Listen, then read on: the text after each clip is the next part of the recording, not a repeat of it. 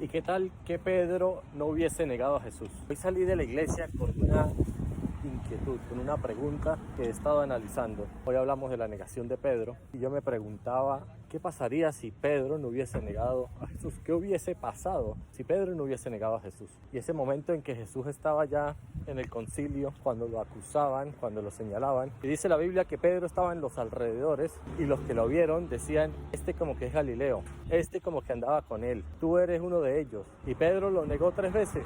Dice la palabra que Pedro lloró, que fue y lloró por haber negado al maestro. Y eso me generó una pregunta: ¿qué habría sido si Pedro hubiese dicho sí, yo soy de Jesús?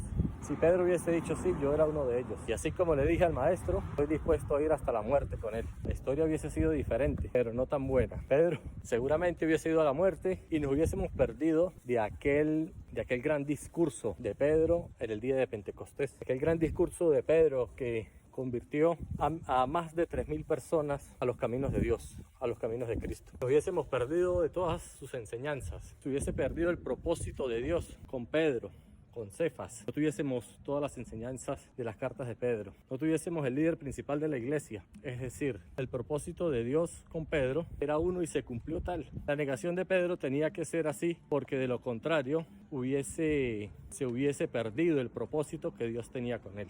Entonces hay cosas de Dios que son como son. Así son las cosas de Dios. Tienen que ser de esa manera.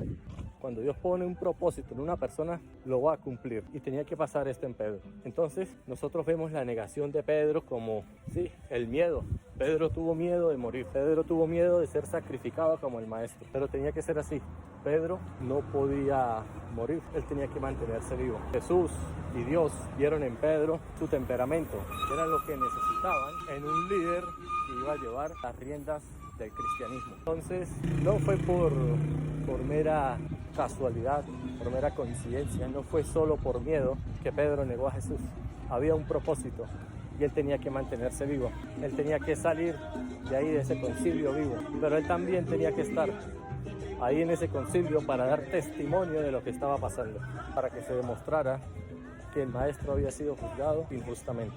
Entonces, así son las cosas de Dios. Tenemos que darnos cuenta que, como dice en la Biblia, todas las cosas nos sirven para bien y tenemos que entenderlas. Tenemos que aceptar que los caminos de Dios no son un camino de rosas, son caminos difíciles, pero que nos garantizan la victoria. Así le pasó a Pedro. Pedro tuvo un gran propósito, pero tuvo que pasar por esta situación de negar al maestro. Tuvo que pasar por la situación de vivir esa aflicción, pero luego, por la gracia de nuestro Señor Jesucristo, fue restaurado.